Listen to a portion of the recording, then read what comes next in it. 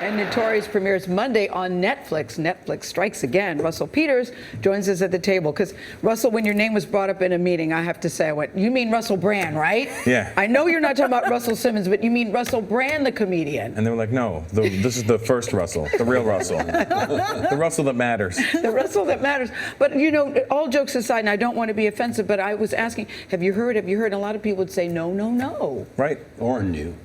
Oren, yes, Oren knew. Oren, where's Oren? There's Oren. My husband's a big fan. And her husband. And her husband. I'm doing well in the husband community, apparently. It's always the husbands, never the wives. But do you compare yourself to sort of like soccer in terms of how it is in this country? Yeah. Huge all over. Huge around the world, and you can still fill arenas in America, but they kind of don't care. How did you discover the internet as a place to sell comedy? Well, I never did. Somebody put that special. That was 2003. The one that the first clip. Somebody put it on YouTube? Somebody put it on YouTube. It was, I think it was right before YouTube. There was just file sharing, and then YouTube came into play, and then my whole world changed. You grew up in Canada. You're Indian. That is correct. You make a lot of ethnic. Canadian first, and then Indian. But I'm interested in this in your bio because you say you were bullied a lot as a kid, and yet you use a lot of ethnic jokes in your routines, right? Right. Well, I was because I was bullied. I was always conscious about not being a white kid, and then I hung around all the black kids, and they never bothered me because I think they were confused by it too. Yeah. They were like, what are you? They were like, what does this black kid have straight hair? No, and you said a lot of people even today think you're Spanish and get offended when they talk to you and you can't speak Spanish. Yeah, it happens all the time. But thank God my daughter's half, so you know she speaks Spanish, and but she's getting a weird accent because she's born in America, but she sounds like an immigrant now. So she'll call me like, Dad, that Jew coming over? And I'm like, no, sweetheart, no Jews are coming over. But I think your dad too gives you a lot of wealth of material. He sure because did. You've got a great bit that you do when you talk about growing up with white kids, how white kids are disciplined in their homes, and when you tried it at your house with your dad had other ideas. Oh, I think that white kids weren't disciplined, and that was the problem. I was getting bad advice from them, and now I'm trying to figure out the balance between my daughter and my parents, and then the white parents. And now I kind of admire white parents because white parents will have conversations with their children. Yeah, they do time out. Yeah, well, they'll talk to their kids like they're humans. Yeah. And how are you disciplined? Yes. Oh, I now that I think about it, I never had any conversations with my dad.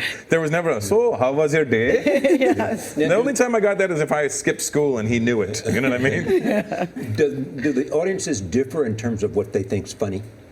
Whether it's domestic or foreign or Asia versus Europe versus Latin America? Well, no, the thing is everybody, the most diverse audience you'll ever see, and everybody's waiting for their group to be called out, so to speak, you know? Yes. And then the only complaints I ever get are, hey man, you didn't do any Lithuanian jokes. I'm like, oh man, I had 40 minutes on Lithuanians. But where does your accent come from too, Russell? Because I love what you said in your piece right there, that, you know, just say whatever you're going to say it angry, and it's okay. You can do Chinese, you can do Jamaican, go ahead. Right, well, I don't speak another language. Yes, but if you know what another language sounds like, you can fake it, right? Like I'm going to India in a couple of weeks, and there's over 200 languages in India, and sadly I don't know any of them.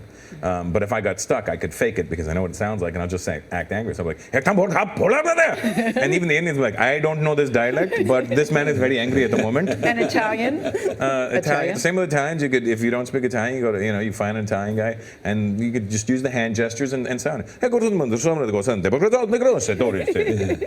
just end with vowels and look like you're angry and you're focused. What did finally George Carlin tell Jamaican. you? Finally do Jamaican, because I think you're Jamaican. Are you Jamaican, Gail?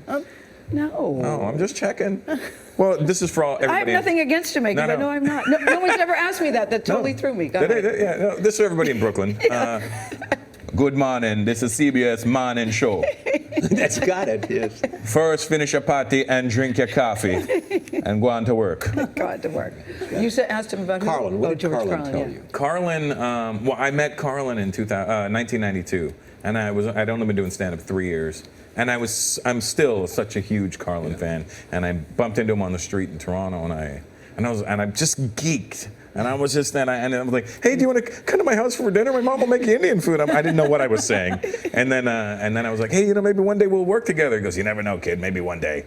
And then you cut to 10 months before he passed away. He was doing warm-up shows in Hermosa Beach, California. And the club knew me, and they knew that I was a big fan, so they asked if I wanted to come on the show. And I asked if I could host it, and they let me host it. And when I introed him, my chin started quivering, and I got teary-eyed. But here you are, though, Russell Peters, the number 3 highest paid comedian.